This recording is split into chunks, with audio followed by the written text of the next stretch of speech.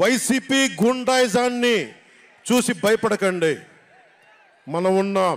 ఉద్దండుడైన రాజకీయ నేత శ్రీ నారా చంద్రబాబు నాయుడు గారు ఉన్నారు. మనం ఉన్నాం.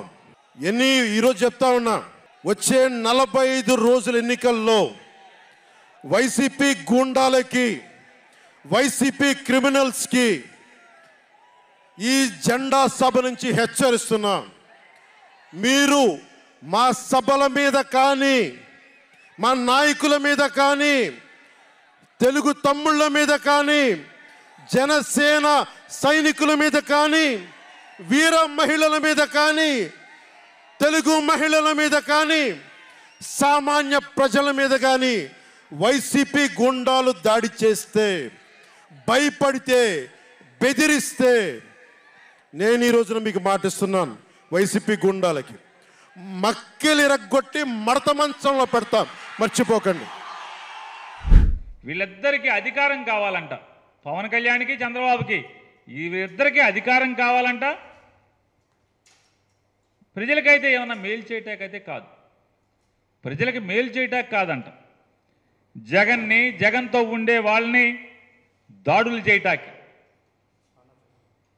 అంటే వైఎస్ఆర్ కాంగ్రెస్ పార్టీలో పనిచేస్తున్నటువంటి వాళ్ళు కానీ, లేదా జగన్మోహన్ రెడ్డి గారి మీద దాడులు చేయడానికి వీళ్ళకి అధికారం కావాలంట. ఇది ఏతావాత వాళ్ళు ఆ సభ ద్వారా, జెండాల సభ ద్వారా వాళ్ళు ఇచ్చిన సందేశం. అయితే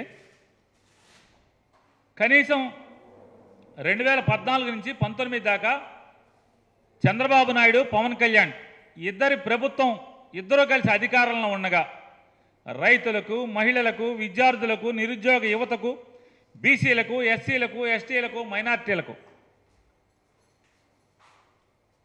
విద్య గురించో, ఆరోగ్యం గురించో ఏ ఒక్కరికైనా ఈ రాష్ట్రంలో ఒక్క మేలు చేసిన విషయం కూడా వారు చెప్పలేకపోయారు.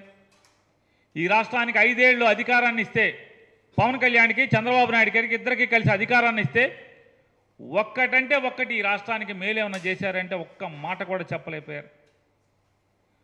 పోనీ కాపుల ఆత్మ గౌరవాన్ని పెంచేటువంటి ఒక్క మాట అంటే ఒక్క మాట ఏమన్నా చెప్పాడా పవన్ కళ్యాణ్ కానీ, చంద్రబాబు నాయుడు కానీ ఇద్దరూ కలిసి?